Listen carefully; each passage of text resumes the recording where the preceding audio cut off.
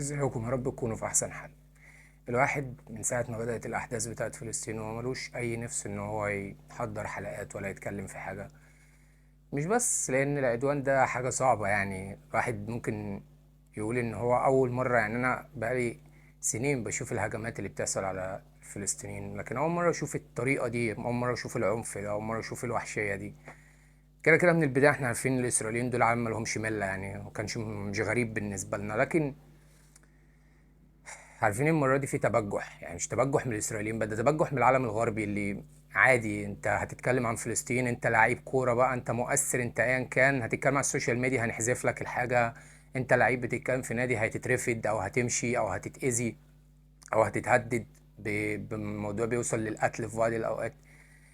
فانا النهارده هكلمكم برضه عن حاجه ليها علاقه بفلسطين. فطالما بقى الواحد يعني ما عندوش حاجه فعلا يعملها غير ان هو يتكلم، مش قادر يعمل حاجه للفلسطينيين غير انه يدعي ويتكلم، فعلى الأقل الواحد يقدر يعمل حاجة ولو بسيطة برضه يتكلم بيها عن حاجة هم ممكن يكونوا بيواجهوها، ونشوف بيها وش من وشوش الغرب اللي كانوا بيجاهدوا سنين إن هم يخفوها. لو اللي حصل ده ليه جانب ممكن ناخد منه عبرة يعني، فهو كشف لنا ناس كتير جدا، ناس كتير من العرب وناس كتير من اللي مننا قبل ما يكونوا من اللي من أعدائنا. بس أنا النهاردة مش هكلمكم على اللي مننا، لأن دول ليهم رؤى تانية، ليهم وقت تاني. لكن انا هكلمكم عن شوية ناس كده، منهم فنانين او مؤثرين، عشان لو انت او انا او اي حد من اللي بيشوفني متأثر بيهم يعني وشايف ان هم واو ومتحضرين، الغي بقى الفكرة القديمة دي. الناس دي مش متحضرين خالص، ولا يعرفوا حاجة عن حقوق الانسان ولا عن الرحمة ولا عن الانسانية. اقسم لك بالله الحيوان عنده رحمة اكتر منه. فخليني النهاردة اكلمك عن كام حد كده من المؤيدين للكيان المعفن. من اوائل الناس اللي داعمه لكيان المعفن، انا مش هقول عليه غير الكيان، او مش هقول عليه غير العصابه، لان انا ما عنديش استعداد اقول عليه دوله، لان هو مش دوله اساسا. فمن اول الناس اللي داعمه للكلام ده هو ايلون ماسك. نشر صوره لاحد الهجمات اللي عن الكيان دوت، وقال انه بيشوف ان من حقهم يدافعوا عن نفسهم. يعني هو على فكرة هو مش غبي ومش عبيط، يعني واحد وصل للمكانة دي من الفلوس والشطارة والنجاح. هو مش عبيط، هو فاهم هو بيقول ايه، هو بيقول الحاجة اللي هتخدم مصالحه والبلدي. هو كلمة واحدة أو جملة واحدة يقولها تدعم الكيان ده، خلاص يا باشا تتفتح له حاجات كتير جدا وتظبط معاه حاجات كتير. هو ليه يتعب نفسه ويأيد الفلسطينيين؟ هيكسب ايه من الفلسطينيين؟ ده من وجهة نظره طبعا يعني. تمام. ناهيك عن انه ما يفرقش مع حد اساسا، ده اصلا واحد ما يفرقش معاه لا البشر ولا الحيوانات ولا اي حد، واحد يفرق معاه تجاربه وشركاته وفلوسه بس. يفرق معاه في ايه بقى؟ الفلسطينيين ولا المستشفى اللي اتضربت ولا المدرسة اللي اتضربت ولا غزة اللي اتدكت؟ ما يفرقش مع حد. تاني واحد كان اللي هو كريس ايفنس، الممثل. كريس ايفنس كتب ان هو بيصلي من اجل الكيان ده. يا راجل، يا راجل، انتوا عارف تحس ان هم زي ما عنوان الفيديو مكتوب، تحس ان هم شايفين العنف من جهة واحدة بس، ناس بعين واحدة. فانتوا ايه كلكم بعين واحدة يعني؟ ما ايه، مش شايفين الا اسرائيل؟ تمام. انتوا كده مش شايفين الا هي دي. فقال لك انه بيصلي من اجل ان هم يعني ما اعرفش يفوزوا، ولا طبعا ما اعرفش هو بيصلي لمين يعني. تمام. هو اللي انا اعرفه ان أصل انت بتصلي تصلي لربنا بس عشان ينصر الحق. فانت بقى ما اعرفش انت بتصلي لمين عشان ينصر مين، ينصر ناس ما لهمش مله زي دول. ولكن بعيدا، يعني نيكولاس كيدج بقى اللي احنا اغلبنا اتربى على الافلام بتاعته، وانا مش هنكر انا كنت واحد برضه من اللي بيحبوا الافلام بتاعته، خاصه فيلم فيس اوف. تمام. ده بقى راح لليفل الوحش، ده نزل صوره لنتنياهو. تمام. الكلب النجس ده، وبيقول عليه ان هو يعني بيأيد الشخصيه دي.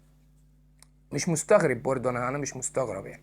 فانا عايز بس اوصل لك نقطه، ان الناس دي انت ممكن تكون بتشوفهم بيطلعوا في افلام على سيناريوهات مكتوبه، طالع في ان هم ابطال وبينقذوا العالم والكلام ده، لكن بتبص لحقيقه الموضوع في حياتهم الشخصيه تلاقيهم بيتبنوا اراء مش قمه في السوق، ولا قمه في البوظان، دي قمه في كل حاجه وسخه. انا اسف على اللفظ، بس والله ما فيش حاجه تانية توصف الكلام ده.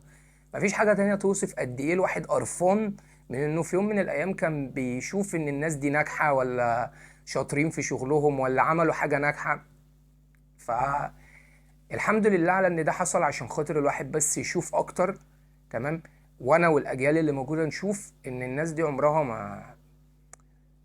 ما حبت حاجة اسمها مسلمين ولا عرب، ولا عمرهم اتفقوا معانا في شيء.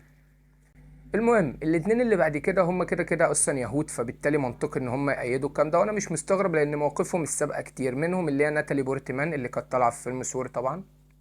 دي اصلا امريكيه اسرائيليه، فبالتالي هي شافت ان الهجمات الوحشيه يعني صعبه، وشافت ان ده شيء بيحطم قلبها. يا شيخه كسر قلبك وقلب اللي بيأيدوا القرف ده كله.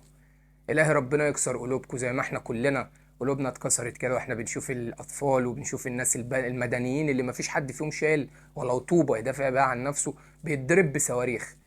في تقارير بتقول ان كميه القذائف اللي اترمت على فلسطين او على غزه في الكام يوم دول تعادل ربع قنبله نوويه. على فكره انت لو جبت صوره هيروشيما وناجازاكي وحطيت صوره غزه جنبهم مش هتلاقي فرق كبير يعني. تمام. اخر واحده هي جيل جدوت، اللي احنا كلنا عارفين دي طبعا، اللي طلع اللي هي وندر وومن يعني. دي اصلا اساسا يعني اولا بتنحدر من عيله من اليهود الاشكناز اللي هم نزحوا او كانوا موجودين في اسرائيل، طبعا مخلطين نمساويين على تشيكوسلوفاكيين على المان على الكلام ده كله، يهود. وهي بتشوف ان هي متمسكه بهويتها اليهوديه والاسرائيليه اللي ان شاء الله باذن الله يعني ربنا يخسف بيها الارض هي وكل اللي زيها. وبتشوف ان بتأيد طبعا الكلام جدا، وهي اصلا كانت مجندة في جيش الكيان الزبالة ده. فانا مش مستغرب دول الاتنين، هي واللي قبلها، انا مش مستغرب منهم. اعذرني لو انا طلعت اتكلم النهارده، انا كنتش حابب ان انا اتكلم غير لما القصة دي تنتهي.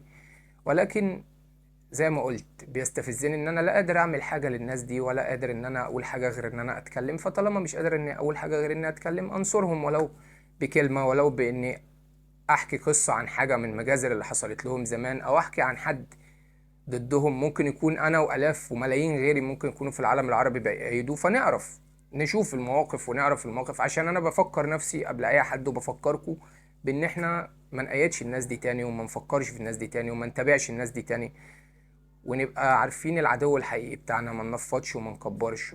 ترجع الامور تاني، نبقى فاهمين بجد مين اللي معانا ومين اللي ضدنا يعني. بس كده. أسأل الله سبحانه وتعالى إنه يرفع عن أهل غزة ما هم فيه، وإنه يهلك الكيان ده هو وكل اللي مؤيدين ليه، وإنه ينصر الأقصى وينصر المسلمين في كل مكان. شكرا لكم.